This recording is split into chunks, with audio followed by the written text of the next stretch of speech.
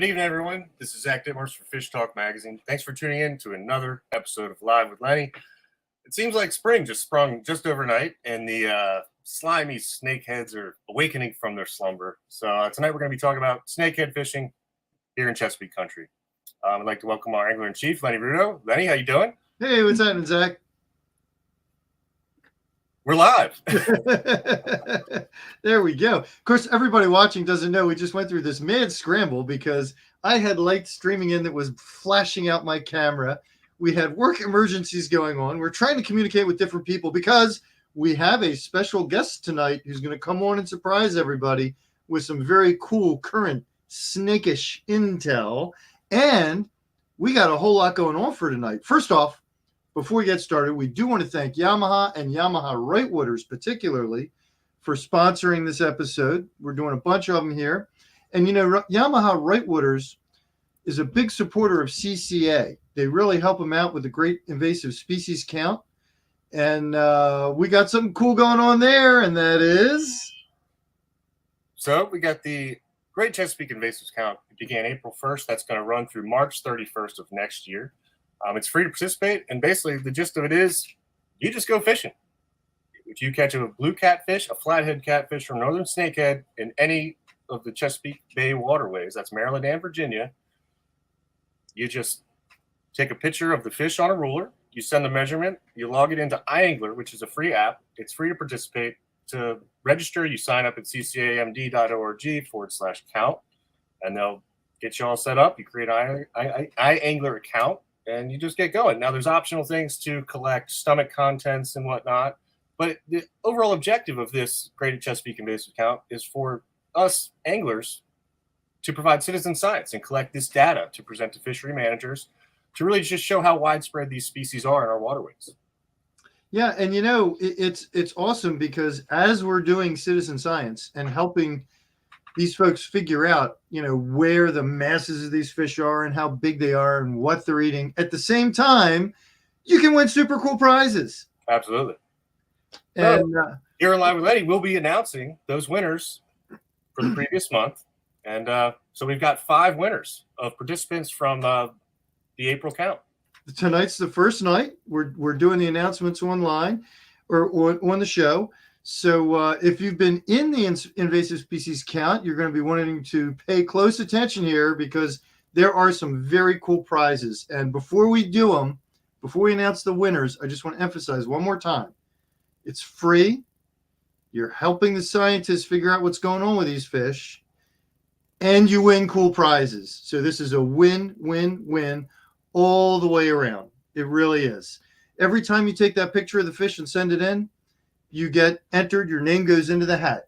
If you open up the stomach and show the contents and take a picture of that and send it in, your name goes into the hat. So this is just a total win-win-win. Zach, what do we have on tap? Oh, David Robinson, you got a cool one. Yes, sir. You want an angle cooler. Is that the live well cooler? Yes, I do. That is super duper cool. It's a cooler and a live well. That's a serious prize, people. Also David a dry box. Robinson. It also works as a dry box. And you can also fix rod holders on the ends as well. Nice. Now, David, to claim your prize, Zach, why don't you run us through that one time? How does David get his cooler? Sure. You just go to that website there listed, ccamd.org/invasives-count-winners. You'll see a form, and you submit whether you'd like it mailed or if you'd like to pick it up at All Tackle right in Annapolis. Awesome. All right, what do we got next? All right, winner number 2, Sean Merriman. Hey, you win the Marucci sunglasses. And just so you know, Zach used this pair of sunglasses for the picture. You'll actually get a gift card.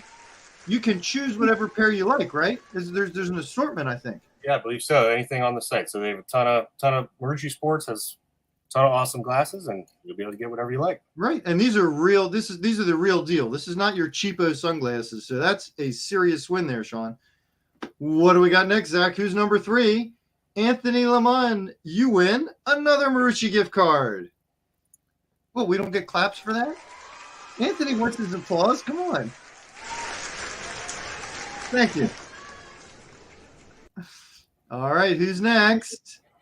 Billy Stahl. Ooh, that's a nice tool set. Man. So CCA pliers and a CCA fillet knife. I'm kind of jealous on that one. All right, and final winner. Final winner. Scott, you have won another toolkit, fillet knife and a lip gripper. Awesome. So again, just go to that website. Zach, whoa, Zach, I think you need to draw again because someone didn't win. I didn't win anything. I don't think you've caught invasive this month, have you? Shouldn't I still get a prize? You are a prize. Oh man. All right. I'll have to try for next month. And all the rest of you folks, remember, join the Great Invasives Count, take those pictures, and you could win this cool stuff like this. And there's a lot more stuff coming. This will happen every month. And there's a lot of cool items to be won here. All right. I guess we'll just dive into anything here. Actually, I wanted to mention, we had a great day on Tuesday, didn't we? We went down to Legacy Marine. We did. Got on 5 awesome fish boats, which I'm still reeling from how much fun that was. And they were all outfitted with Yamahas. But the one Albemarle 30 had, 900 horsepower on it? Triple 300s. And when you gunned it, I nearly fell over. Actually, we did just about send you flying there one time. Yeah. So a lot of power. They sounded awesome. I'm trying to remember. Was it? I think was it 60.2 we hit? It was 60.2. Yeah, on a beefy 30-foot boat, a very beefy 30-foot boat. So that was pretty darn cool. For sure. So folks, look for those reviews. Those reviews will be coming up. They'll be on Fish Talk's YouTube channel, the videos, and then of course they'll run the magazine. But in the meantime, everybody probably wants to get into these snakeheads. That's what I'm guessing. What do you think? Absolutely. Also mentioned fishtalkmag.com/Yamaha. You'll find a series of dealers, service providers, so check that out. But yeah, I'm going to hide something behind the curtain here, and we're going to dive into things. All right, let's go to slide number 1, which really with slide number 1, there's no particular need for this photo to be here, except that I wanted to throw up a cool snakehead shot, and I love this one. As we just talk about the fact that, the snakeheads, you can catch them every month of the year. I mean, that's the truth. But springtime is a really good time. MR saying, so what's up with a new snakehead named Chana? Yes, Chesapeake Chana. Doesn't that sound delicious? Look, whatever you call them, these fish taste great. They really do. And yet Mike agrees. And I tell you what, I've always thought walleye was the best possible tasting freshwater fish until I tasted snakehead. I mean, they really are good. This is a phenomenal time to catch them right now. The weed growth hasn't completely exploded yet, so it's a little easier to access them in a lot of cases. Guys with small boats versus kayaks might have an easier time finding them. And we're going to talk about where that's going to happen. Why don't you go ahead and take me to slide number 2, please, Zach. I'm glad questions already flowed in, and I forgot to mention people. Please ask them. That's why we do this. It's why we do it live. We want to know what you want to know. And, our guest who's coming up later is going to be able to speak really directly to what's going on right now. Mark saying you got 2 today on gunpowder on a rattle trap. Nice. Mark's going to be eating well tonight. So this picture right here, this is my fishing buddy Vadim. And this was last April. And the important thing to note is as you look in the water around there, you don't see a bunch of weeds, right? The weeds aren't really up and thick yet. But if you look really closely in that shot, underneath of his hand that's holding the gripper, you can see a tree leaning out over the water. That's what this fish was pulled from. So the first lesson there is at this time of year, you really want to look to structure, maybe more so than weeds, because you're going to see, trees laying in the water, which normally there might be weeds all around and the snakes would be in the weeds. But right now they'll be sitting right under that tree. They're looking for structure. They're looking for cover. And it's a lot easier to identify right now as opposed to when that growth gets really thick. Why don't you go ahead and take us to the next one, please, Zach? And we're going to see this is the same area. It's probably maybe a half a mile from where we caught that other one. But this is in May. This is in mid-May, and you can see, it might be late May at this point. You can see at this point, the growth has come up, and that's where the fish have moved to. So right now we're in that transition time, right, where these fish are going to be hiding on that structure, but as soon as that growth comes up thick, they're going to be shifting. They're going to slide over to that weedy cover. That's what they like. Once that summertime cover comes up, you're going to totally change your attitude and start looking towards those weeds. All right, go ahead and take us to the next one, please. Here we have a frog buried down the gullet of a snake. Will frogs work right now? Yes, absolutely they will. Is the topwater bite at its peak? Probably not quite yet. I've found other lures to be a little more effective at this time of year. Up until that weed growth comes up and the fish are sitting in 6-8 inches of water, quite often it's easier to use a subsurface lure, first off, because the fish aren't in those super shallow waters. And second off, they do seem to hit them better. And we'll get into those in just a sec. But we got one more slide I want to throw up real quick because you hear this a lot.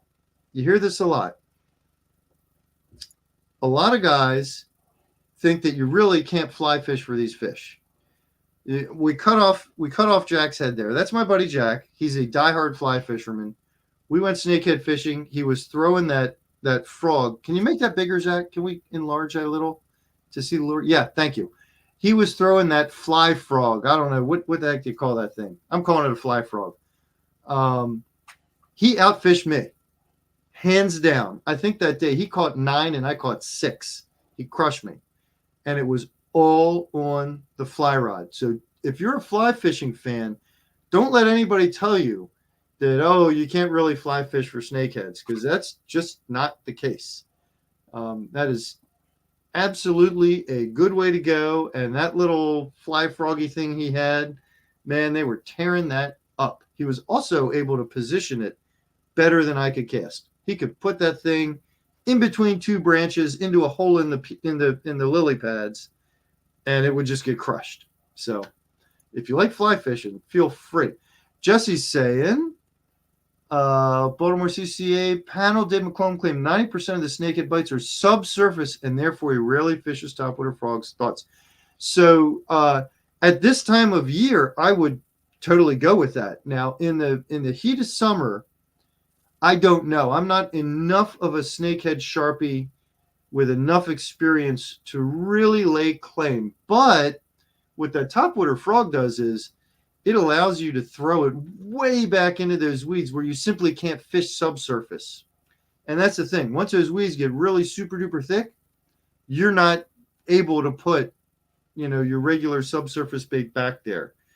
Herb saying a slow presentation on topwater for sure. And of course, you always got to remember, don't set the hook the moment they grab that thing.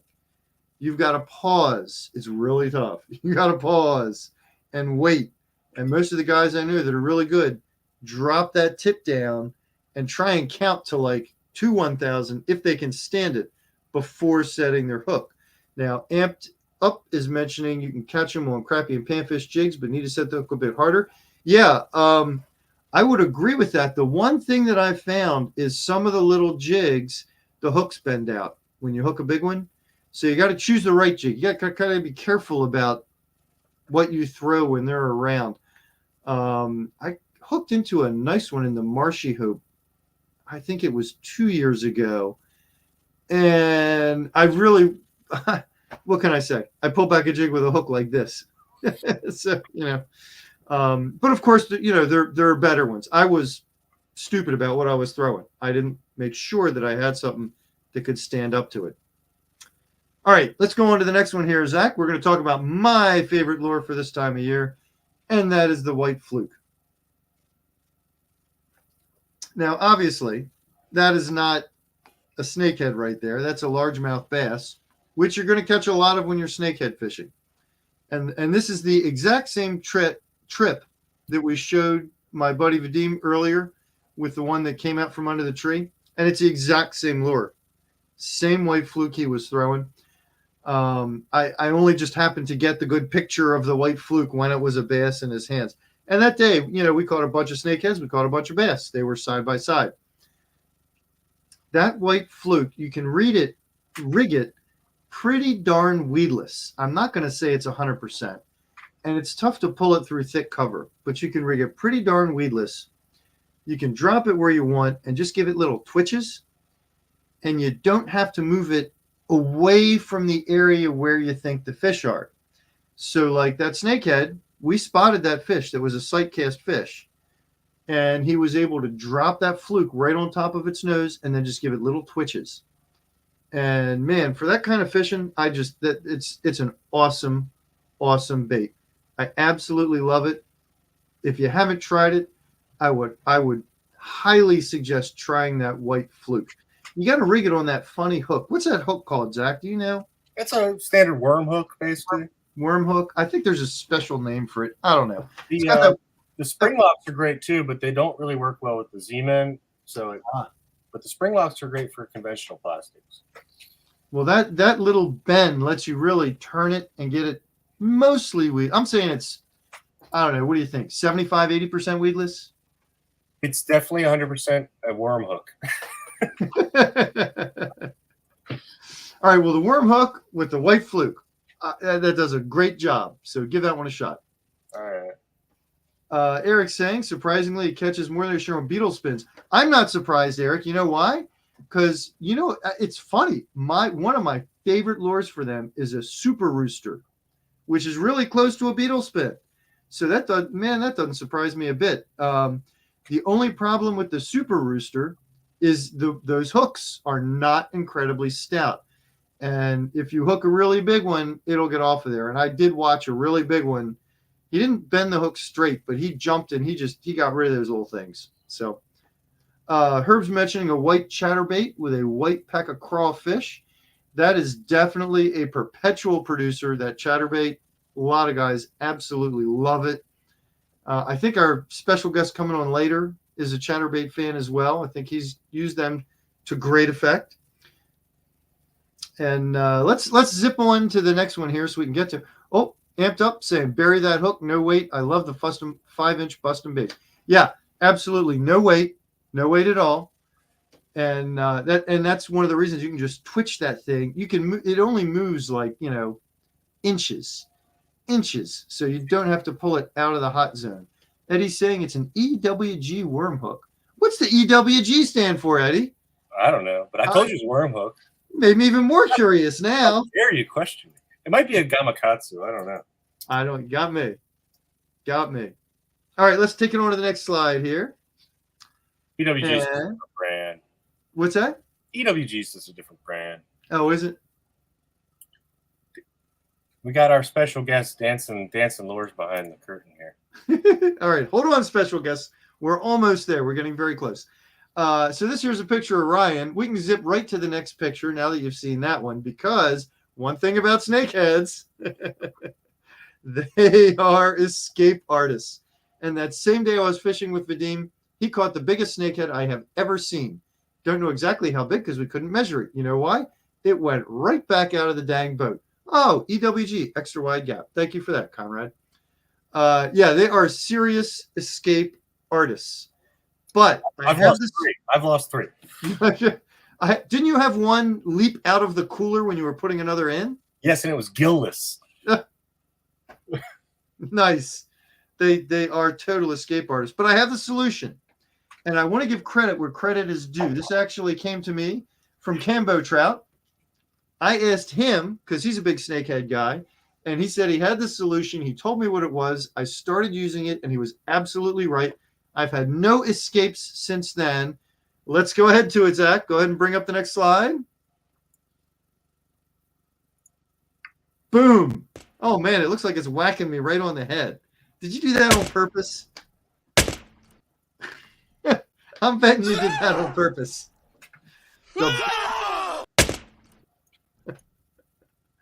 You give that snakehead a couple good cracks with that ball peen hammer right between his eyes.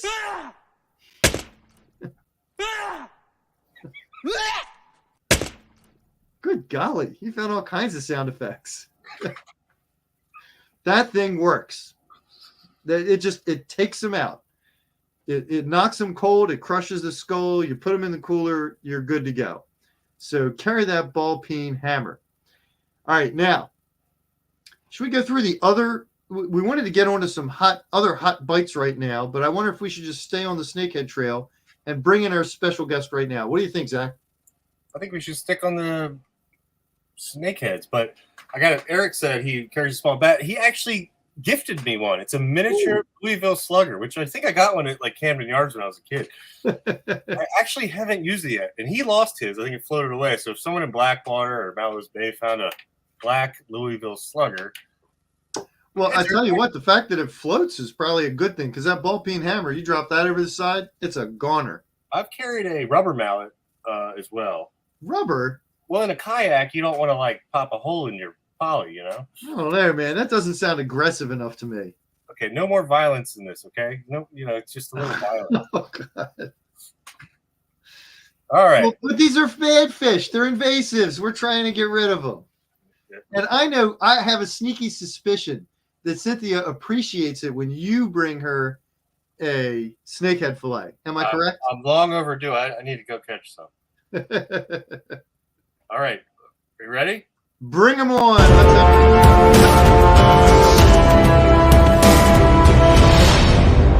Here he is, David Rudo from Reelin' with Rudo. He is currently a junior at Salisbury University, studying in-depth courses on kayak fishing for redfish and snakeheads.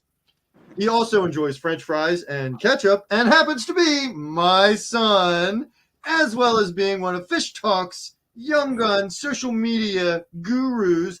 David, welcome. Hey, thanks, Dad. What's going on, everyone? So I know, because I know you've been studying really hard to attain your degree in snakehead kayak fishing, I know that you have been snakehead fishing a lot recently, right? Basically about every waking moment I have after classes.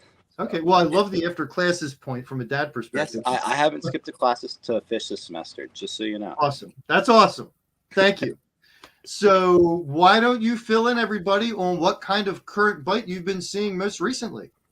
Okay, so, and I want to preface this with saying my dad's fishing the west side for snakehead mainly, and I'm located on the east side in Salisbury, which is south of Blackwater, so I'm pretty far down there. I'm going to contradict some of the stuff he said. I have been fishing exclusively topwater since the mid-March, but that's also because I've been picking my days. So any of the really sunny days that's warmer, especially after a cooling trend right now. So really what's going on right now, it's like it's time to go out. I fished Monday and caught 2 fish over 30 inches in a couple hours. But all of my stuff has been topwater, and the biggest thing I've noticed recently is mice have been a lot more effective at getting actual strikes. So something like this is a bladed mouse. I caught a real nice fish on this Monday. Or smaller frogs like this. This is a bladed high octane frog. This one's non-bladed. This is really small. Like I have big hands, and that's very small in my palm. This time of year, it is a bit cooler, so they're not going to be committing as hard. And especially now on the Eastern Shore, we've had such hot days. I've been seeing fish paired up spawning since our last warming trend, really. And the bites gotten tougher. Early April and late March were a lot better for me than recently. I caught a lot more fish. I've caught less fish recently, but the fish I have caught have been bigger for whatever reason. I'm not sure if the bigger fish come out to play a little bit more once it warms up or what. But it's definitely been bigger fish, and I've been targeting sun-beaten shorelines in like 6 inches of water, as shallow as I can get. And most of the fish I catch, I'm visually seeing their backs are coming out of the water. They're chasing bait. But they're almost like probably 80% of the fish I've caught, I've had a visual indicator cast to that. And a lot of times they're not going to bite. Like I've been trying a lot of bigger frogs and stuff like that because, bigger bait, bigger fish. But they're either missing it, or they'll swim up to it and not eat it, or they'll just grab the skirt and pull it down. And then I put on either a smaller frog or a mouse, and the mice seem to do a lot better just because they're thinner than the frogs, and that thinner profile seems to really draw that strike this time of year. Now, I don't want to preempt viewers. So, Zach, if we have any questions coming in for David, please shut me up and throw them up there. But it makes me curious already. I'm not, yeah, why are you not fishing? Thanks, Eric. So, but I'm curious already because you point out the west side, east side difference, right? And I'm not asking you to give away your honey holes, but what type of water are you fishing? So, I mean, I'll tell you guys where I'm fishing. I'm fishing Eastern Shore mill ponds around Salisbury, a little bit north, a little bit south. I have fished 5 over the last month. For 2 of them really consistently, but I've caught snakehead at every single one. Like the fish, the mill ponds hold fish now. So yeah, that's terrifically interesting. You're not heading for Blackwater or doing the rivers. You're No, actually mill ponds. most of the time I'm within 20 minutes of Salisbury. But you don't have to. I'm not saying a driver to Salisbury. You can go north, west, anywhere you can find a small body of water, a little pond that's close to a river. Because most of these ponds and most of the best ones I'm hitting are at the mouths of a tributary off of like the Wacomico, the Nanaco, maybe the Chop Tank. I'm usually not heading that far north. Some of the other smaller rivers down there.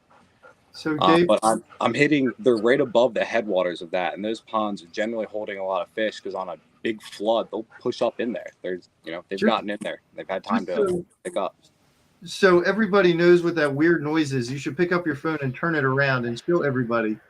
Who's panting right next to you? Oh, there she is. That's Emma the dog. So that dog pants so hard, it sometimes seems like she's trying to use up all the oxygen, and we can hear her coming through the phone. I think she knows that you were talking about it because she just went over to the door. Okay. But yeah, I'm looking for these shallow water ponds mainly, and I'm generally going as far back into them as I can and hitting the sun-beaten sides. And I'm mostly fishing like I said, I'm fishing after class a lot of time, so I'm fishing in the afternoon. But anything that's been in the sun all day and heated up, it's gonna be a warmer area than the rest of the pond. Not only is that gonna, they're gonna go up there and start eating, but that's where a congregation of fish will go. This time of year, when the water is a bit colder and they're not, they don't want to be as spread out, because there's only a few pockets in that pond that might hold water that's warm enough where they're gonna be comfortable in feeding. So instead of, having to, searching 15 different coves and catching one in each, you might go into the first 3 and find one of them has 7 fish, and you can catch 5 of them. Like I've caught one and pulled another out 2 feet away after catching the first one and it going crazy. So Kevin's asking, what's your favorite color on a sunny day like today? Totally depends on the place I'm fishing. Same thing. And same thing when I said with the mice or frog too. Like I've noticed every body of water is different. One of the ponds I do a lot better with frogs on versus mice, and the other one I'm doing better with mice. Overall, I've been having better luck with mice, but it depends where you are. Dirty water, because some of the mill ponds are tannic, and most of our tributaries down there are really tannic. Red and white, I don't know why I really like red. I do really, really well on red topwater lures. And another thing I want to point out about the topwater is everyone always says, work it really slow, work it really slow. That's not always the case. I've had a lot of really violent topwater strikes this year where they're crushing the frog so hard I don't even have a chance to set the hook, where I get to the edge of a pad field or an open pocket of water where, like in my mind, a frog isn't going to want to just hang out in the middle of there. It's going to want to get through it quick. I'll burn it through there really quick, work it 2-3 times as fast, and see one shoot out from the pads and crush it. And it, a lot of times I'll work it at that faster speed throughout the pads, and I'll focus on that, just trying to find fish. And maybe one will miss it, or they'll swim up to it and not eat it, but I'll see that, and then I'll cast in there and slow it down. If I see a fish or I find one, I'll sit at it for 15 minutes and throw 6 different topwater lures at it, trying to get it to eat. Now, you mentioned the pads. Are they already up in the Eastern Shore mill ponds? Yeah. Yesterday I fished one of the ponds I've been fishing for the first time in a few weeks, and it was so bad I couldn't fish 90% of the areas I've been catching fish. Wow, that's interesting, because over here, like on the packs, mm-hmm. the weeds really aren't. They're coming up, but they're not. It's not thick stuff yet. No, it's pretty thick over there, but that's why I was saying, like, some of the stuff I would say might contradict you. The west side is usually a bit behind, whether it's a few weeks or a month from what I've seen.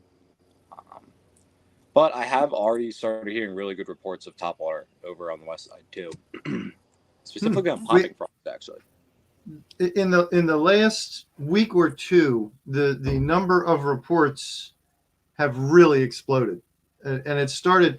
It's not even just east or west. It started going around the dial. You know, we had reports this week from the Aberdeen area. Oh shucks, what's that river way up? Is it the Bush? Maybe one of the rivers way up on the east side, from the Susquehanna point south. So it really is. It's kind of 360 degrees right now. It's all the way around. yeah, this last warming trend's really been great. I haven't gone out in the last week, I don't think, and not caught fish, at least one. Nice. And Amped Up is saying there's been a real explosion on the chop tank and the Chester in the last year. The Chester is an up and comer. And up the chop tank, man, I haven't tried yet, but I really want to, because that basically cuts the drive down quite a bit. Make it a lot easier to get to. All right. Well, we have some other red hot bites that are going off right now. Zach, why don't we throw the other slides up and just talk about them real quick? And Dave, if you don't mind hanging around, Yeah. so that if people pitch up questions in the next few minutes, you can still field them. That would be great. Cool. So the perch, so it's interesting. The white perch run in the rivers really is a done deal, as it, kind of should be by now. But they are still going off a little bit in the tidal ponds. And the tidal ponds, as a general rule, do track behind the river runs. So I'm not going to tell you it's, awesome red hot white perch fishing right now. But if you get into some of the tidal pond fishing, you can throw a mini spinnerbait like this. You can throw a bobber suspending a shad dart with a gray shrimp on it. You're likely to still catch some fish. It's not, the peak is gone, but you can still get into them. You can still get into them probably pretty good. And then the next few weeks, that's really going to turn around. That'll completely die out. And we'll start seeing them showing up in all their summer haunts, up and down the rivers. All right, go ahead and take us to the next, please, Zach. This is kind of the big news we've been having the last couple of weeks here. These big bluefish, man, they are rolling up and down the coast. They a little over a week ago, I encountered them in North Carolina. Very shortly after that, these reports started flying in from Chesapeake, guys on the surf, from Ocean City, guys fishing in the bay and on the ocean side, all the way up to Cape Henlopen. And I think, Dave, you ran up there and got in on that too, didn't you? Yeah, I got a bunch of them the other night. It was an evening bite on like a high tide and like 2 feet of water. It was great. But I caught, I think, 7 fish between 3 guys on kayaks, and one of us showed up within like the last hour and a half. We caught like 15 fish, and I think we had one that was under 30 inches. Like, they're all big. It was great. Yeah, it was sweet. Jumping out the water, super fun time. What were you throwing? Should have brought it with me. All on like 5 to 7 inch Daiwa SP minnows. And that was via jerk baits. Jerk baits. Okay, and that was by kayak again, right? Yep. Yeah. Yep. So we've been hearing gotcha plugs, spoons. When we were down in North Carolina, we were getting them on paddle tails, which was kind of funny because we knew they were there. We caught one, and then we had a bite off. And we didn't have on the boat? You want to take a lucky guess? We didn't have any bite-proof paddle tails, not one. And I thought to myself, okay, we're going to feed the fish some plastic. All right. I was like, this isn't, we're not going to catch many of these fish.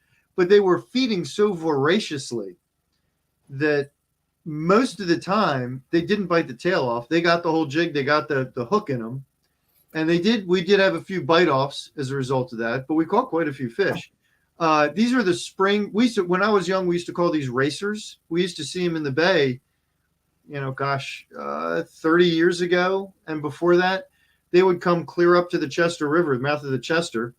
And we call them racers. They got really big heads and really long, skinny bodies because it's springtime, right? They just went through the winter. They haven't had time to pack on any meat yet. That's a great shot of one. Just a long, skinny body. Now, I do want to let people know, honestly, once you get one of these fish over like 5 pounds, they're not the greatest eating in the world. You can still eat them, absolutely, whatever you want. But the meat does get a little kind of mushy. When they get that big, it sort of tends to fall apart. It just doesn't, it's not quite the same. But if you catch a bunch of these, you may well get some smaller ones and throw them in the cooler and maybe let the big ones go, whatever you want. Amped Up is saying best fighters of the Chesapeake. That's tough to argue with. They will rip drag off of you. They will jump over and over again. They are some seriously rugged fish. I mean, after all, think about it. These fish are basically jacks, right? They're kind of a jack. And man, they got some power. They got some serious pulling power. Now, before anybody goes out to Assateague or Bethany or Indian River or any of these spots and casts out baits and has a bad day and goes, gosh darn it, what the heck happened? I heard on Live with Lenny there was a red hot bite.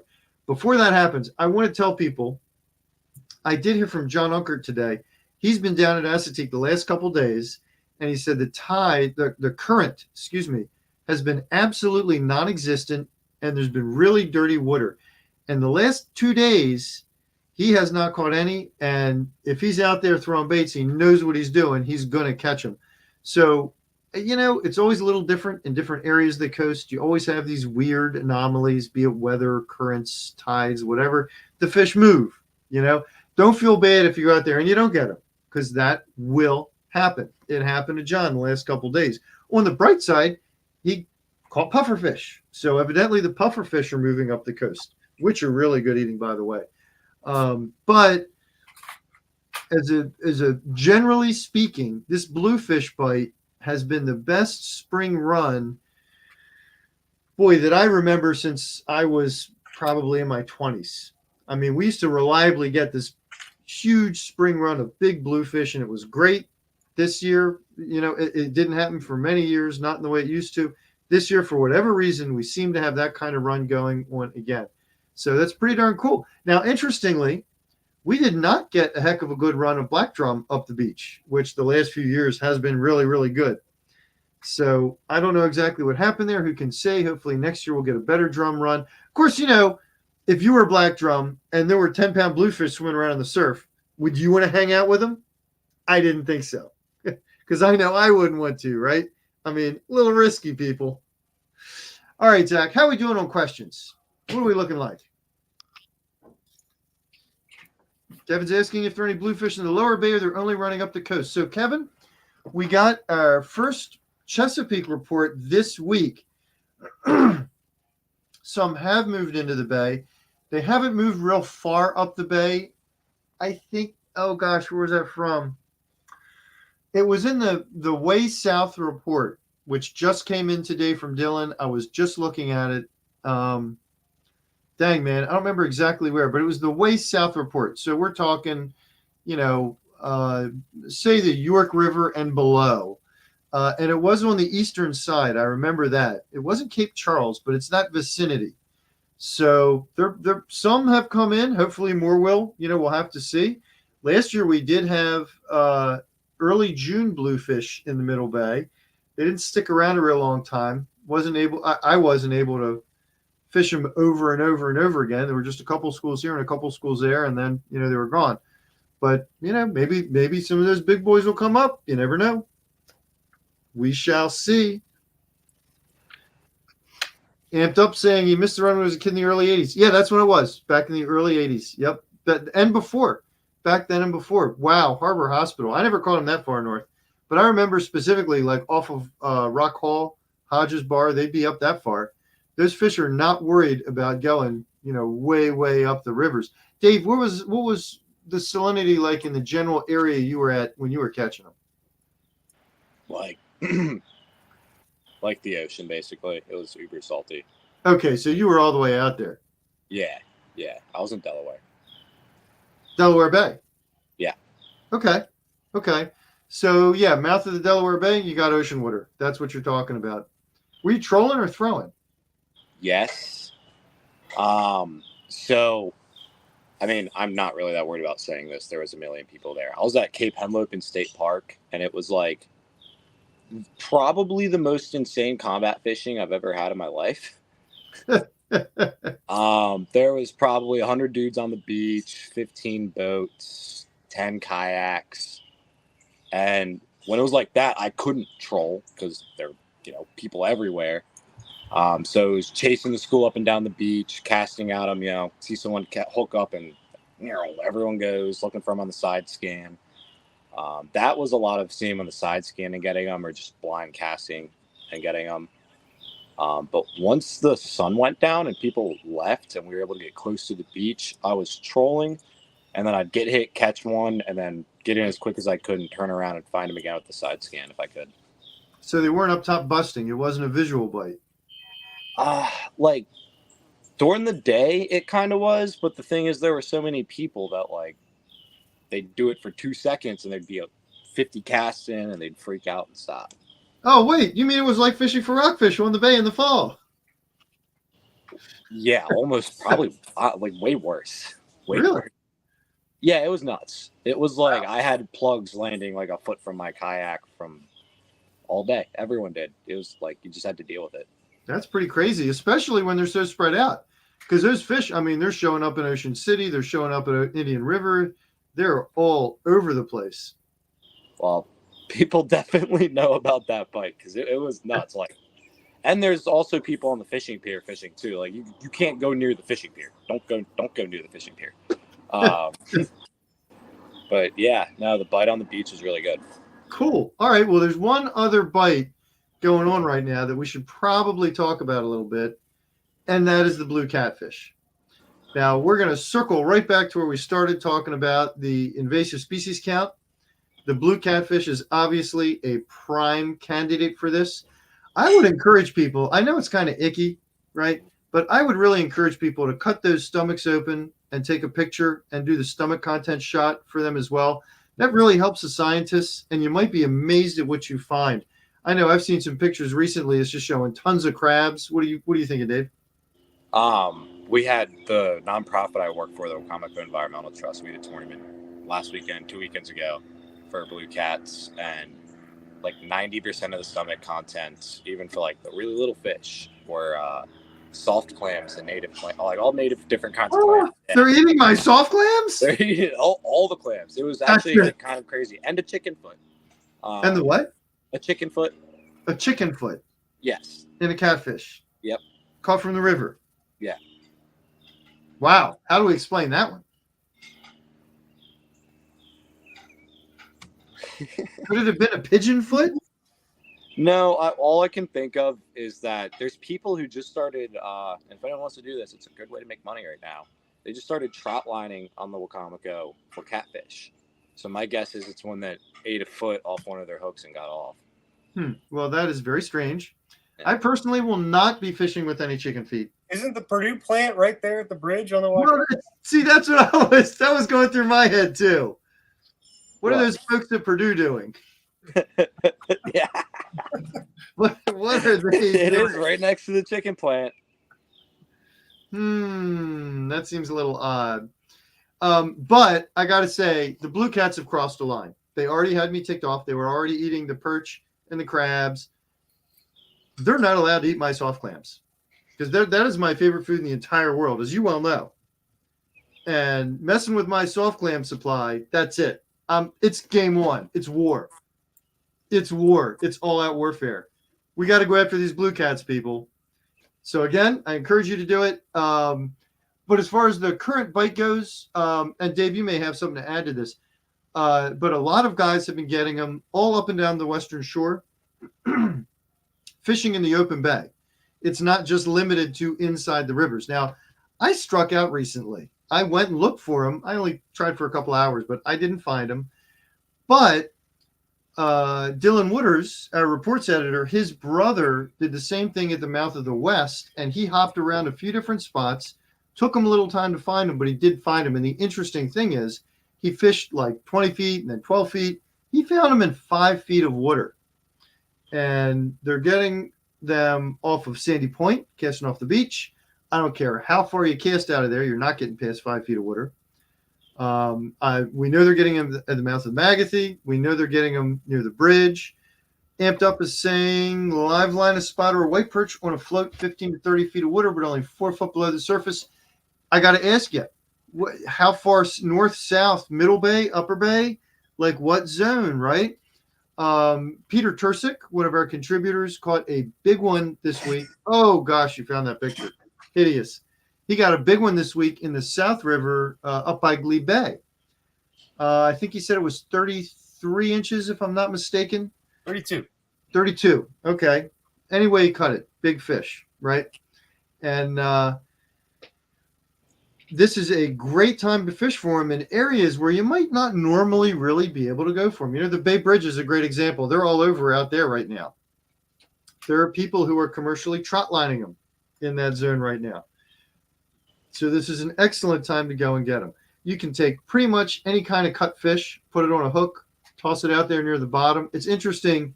Amped Up Outdoors mentioned the float rig because, Zach, during Fish for a Cure, when you caught not only the biggest blue cat of the tournament, but the biggest fish of the whole tournament, I think it was, right? Absolutely. Yeah.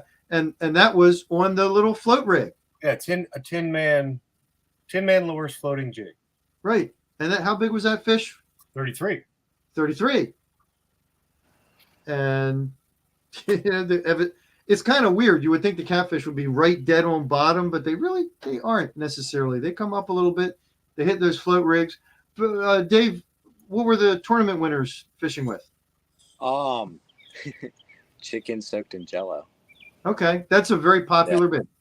But you also you don't have to use bait. Like I've caught a lot of pretty decent blue cats, 15, 20 pounders on like beetle spins while perch fishing.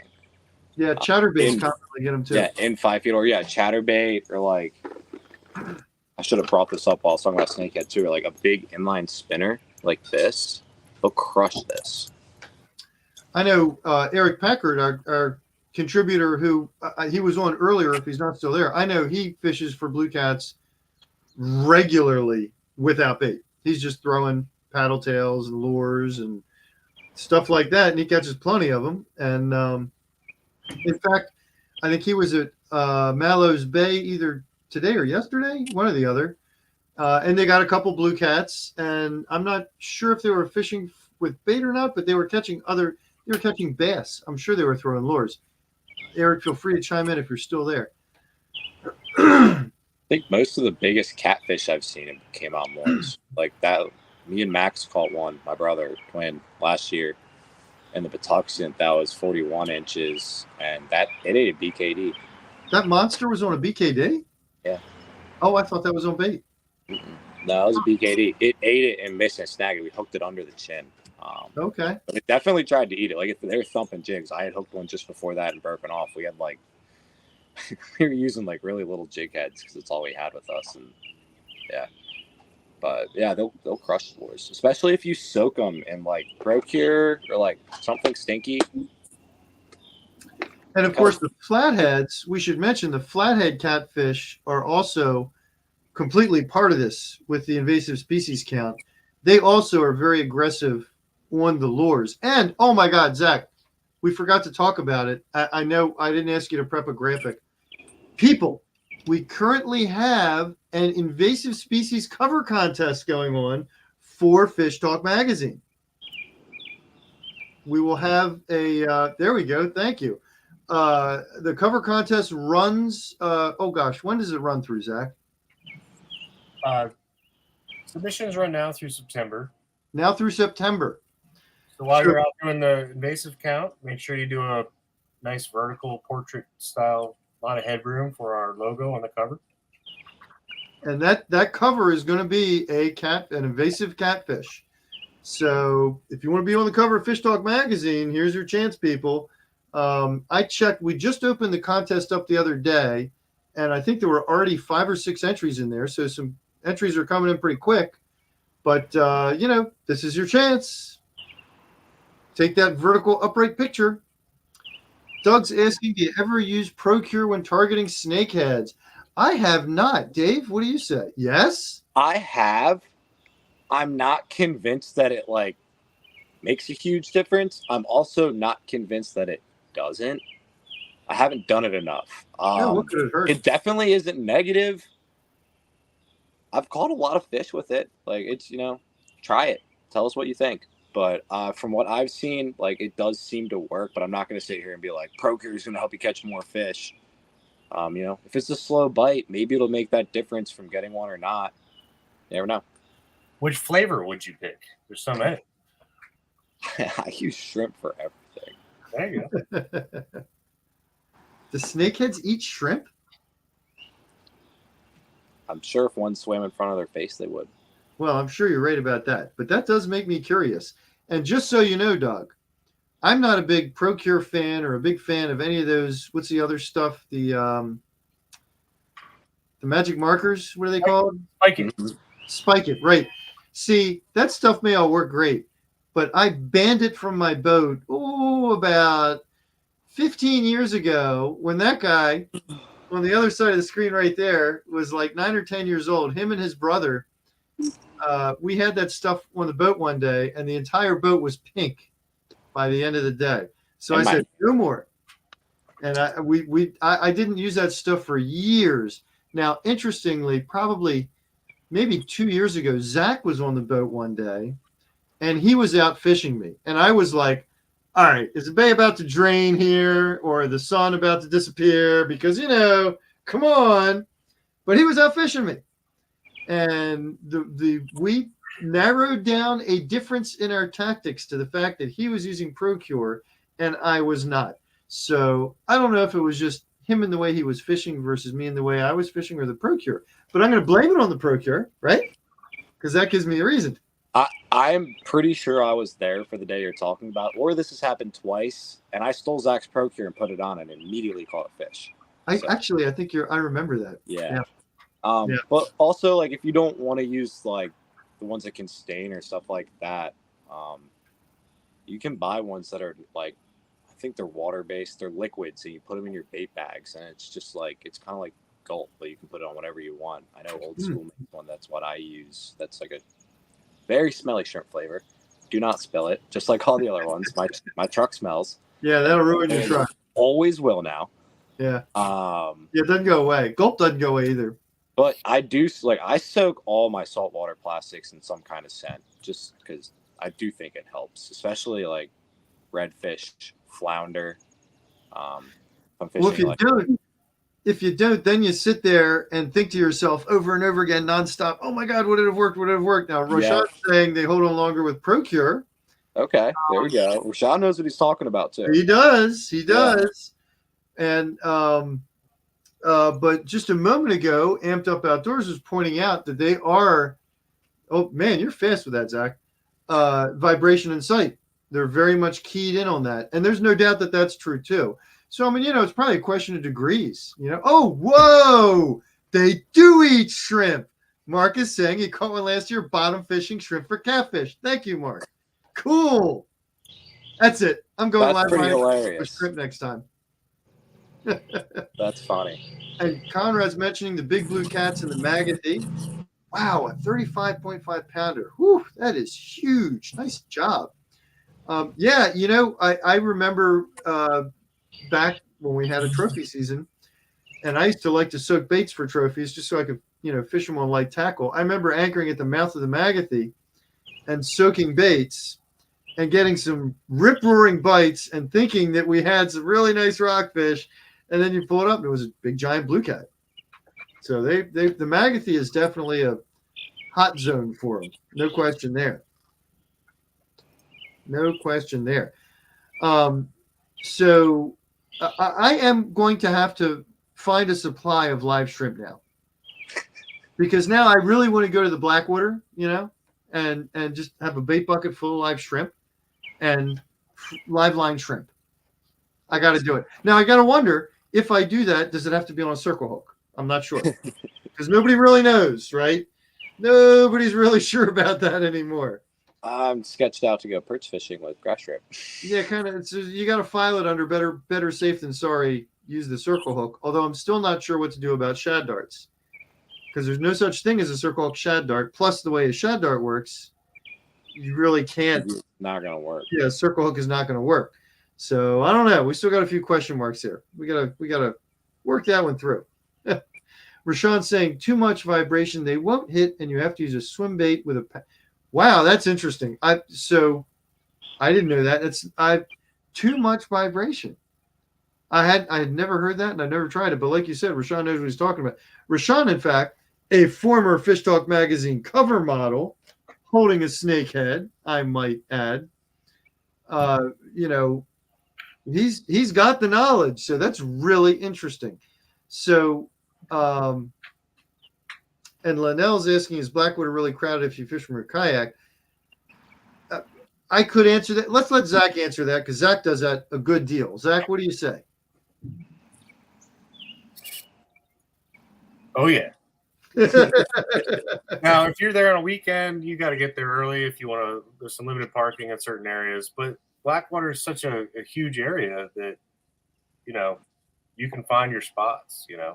It's a vast network of waterways. So I mean, it's a matter of how far you're willing to pedal, right? Sure. One day, the best day we had there, Eric Packard, myself, Mike Brubacher, I think there was like 5 or 6. We got a 30 fish day, and that was probably the biggest day we've ever had. It was in early April 2 years ago, I think. We were just crushing it. Everyone was catching it. It was awesome. But we were about 2-3 miles back, in the main stem. So if you were a quarter mile, would you have been around a bunch of other people? In eyesight, yeah, sure. But I know the shoreline spots get shoulder to shoulder at some points. Sure, absolutely. And with the parking issues last couple of years, they really limited how much. So you really got to get there early, I mean, the Transquaking parking lot's pretty big. It can accommodate a lot. The new bridge is pretty limited these days because it's trailer parking only. If you're, is it 235 near the Harriet Tubman Museum? I mean, limited parking there, but tons of water to choose from. So I think there's your answer, Linnell. Just, plan on traveling, right? Unless it's a rainy Wednesday, just plan on, moving a good ways before you start to fish. And I would say when you're planning your trip, like don't be afraid to go past Blackwater. Like look on Google Maps and find some public pond or up, way upriver body of water. The best spots that you find are going to be the ones that like really no one but the locals know about, and they're going to hold the most fish and the biggest fish. And like Zach said, they went like 2 or 3 miles back in Blackwater. Whenever I go fish for snakeheads, I'm usually going at least a few miles from the ramp before I start fishing, because those first couple miles are where everyone who either doesn't have a pedal kayak or they're in a little electric boat that can't go very far or they're lazy or whatever. That's where they're all fishing. And if you just go, if the farther you go away from a boat ramp, as long as you're not going towards another one, the less pressured it's going to be, and the most likely the better the fishing is going to be, as long as the conditions are relatively the same. Hey, were you just taking a shot at me? Hey, your little electric motor is pretty sweet. That thing goes forever. Oh, I was referring to the lazy part. Well, I can't get you in a kayak to begin with, so. He's been talking about getting one. I have. For 3-4 years now? Yeah. Well, wait a minute. Kevin's asking, have you seen a leveling off of the snakehead population versus the ongoing explosion of the blue cat population? I got to say, for my part, on this side, on the west side, the snakehead population has really seemed to be growing as the blue cats have been growing. What I see declining is the white perch and the rockfish. Dave, what do you say from the east side? It depends on where you go. And I also have to remember, I haven't been snakehead fishing heavily for a very long. So I don't have, 5, 10, some guys, 10 years of experience some of these people have. But I think if you were to talk to most of these guys that do, and what they would say because I've had these conversations with them, is that it's still good, but it used to be better. Especially in Blackwater and very well-known areas, because they are so pressured now and they're so bowfished. That's another really big thing. The Eastern Shore gets bowfished way heavier than the Western Shore does. And the bow fishermen are generally getting the biggest fish. They're the easiest targets and, easiest to shoot. Well, everything you're saying applies to the Potomac. The Potomac and all that and I see Zach nodding, because you did it. Zach, I remember talking to you. You were fishing those Potomac River creeks years ago, and it just got tougher and tougher, didn't it? Absolutely. The Mattawoman was like sort of a hot spot, but you know that they have a lot of bass tournaments there, and most of the times when I would be out, you know, as dusk approached, the bow fishing boats would show up, you know, and you'd have like a one fish day, you know, whereas you used to have a multiple fish day. And I haven't even been back to Mattawoman in like a couple of years, and people don't really talk about it much anymore. Now the Upper Bay seems to be kind of like a hot zone, you know. Yeah. But a lot of people say it's hard to bow fish the water qualities. It's just, you know, it's black water, you know, it's hard to see through. I think the bow guys are just about everywhere, and I really want to try that sometime. I still have never done it. Eventually, I'm going to get the chance. Oh, and Rashad's saying time for a fish talk and infamous fishing and Steve Cambore's trip. I agree, Rashad. I think we got to get Tommy in on that too. Oh, it amped up. Thank you for the kind words. And we are right at an hour. Jack, we don't have questions piled up, do we? We don't have anything we need to hit. No, we got it pretty covered. We have Damien Cook's in the house too. Because Damien Cook, you know, Lowland Outfitters. Hey, Damien. Oh, the freaking the Snakehead world record holder right there. We're talking world record, people. Damien's got it. And to talk about humble, he's super down to earth, awesome guy, and he actually cool guy. So and you can fish with him. He's guiding, right? Lowland Outfitters. That's right, Lowland Outfitters, and that's, man, talk about an accomplishment, catching the biggest snakehead in the world. Dang, that's pretty darn cool. Yeah, I did want to wrap up on time tonight. The last couple episodes have gone really late, and you see the problem is I have some steaks defrosted, and the grill is sitting out there right now. You know. So I was thinking, you know, maybe we kind of sort of wrap up on time tonight. If there are no questions standing there, then I won't feel guilty about it. How about that? I think we're good to go. I think we should wrap on one last reminder on the Great Invasive count. And we should be sure to thank Yamaha and Yamaha Rightwooders once again for sponsoring the Invasives count, for sponsoring the show, for keeping us going. We appreciate that. Absolutely. Thanks for tuning in, everybody.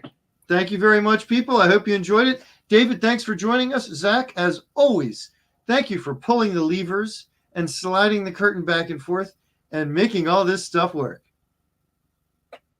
Absolutely. Wait, one more question. We got one more question. No, bring it on. Bring it on. Someone's looking for a boat ramp. Best boat ramp in Blackwater for a 20-foot sea arc closest to Salisbury. Woo, that's a big boat ramp for that area. Oh, my. Many of those boat ramps. Salisbury, if looking for Snakehead. Well, in Blackwater, so. In Blackwater. Yeah, but if they're looking for Snakehead with a boat that big, I don't know if you'll get a boat that big in Blackwater. Not that anywhere that I know of that's like you could effectively fish, but you don't. If they're near Salisbury, fish the Wacomico. Just go hit all the coasts on a high tide. If you can sneak in there, especially if you can, like, 20-foot boat's big, but if you can put up your motor and push pole it or something and get in that real close enough to the shallow water to cast, the Snakehead are up in those coves on the Wacomico, and there's some big ones in there. Interesting. Okay. So there's a ramp right on Maple Dam, I think, that Best Pitch, Tommy said Best Pitch is a good one, and there's another one, but you might have to do a bit of a run and watch your depths, because, you know, there's some real shallow flats at Blackwater. But I mean, a Sea Arc's got a really low draft, you know, it's aluminum boat, so just go to DNR has a launch guide, and you can find all those spots. There's also one up off Nanacoke, and I believe it's in Mardello Springs, and it's a pretty decent boat ramp. You can get in there as well. If you Google Maryland boat ramp map, you'll get that DNR map, which is good, but it doesn't always tell you just how big that ramp is. And a 20-footer on a lot of these ramps in that zone is going to be difficult. It'll just be difficult to maneuver the boat and the trailer in a lot of these areas. Some are okay, but I like Dave, what you were saying about the Wacomico. Yeah, you could launch on Riverside Drive and be fishing in like 5 minutes. Very Like, good. all those goes up there, and then you can just work your way downriver. Very good. There's that one larger branch that I'm spacing on the name of. That's probably like a mile downriver from the city. I know that holds a lot of fish. Okay. Yeah. All right. Well, people, my steaks are waiting. Are you ready for dinner? I'm ready for dinner. All right. All right. Thank you very much, everybody. We will see you next month. All right.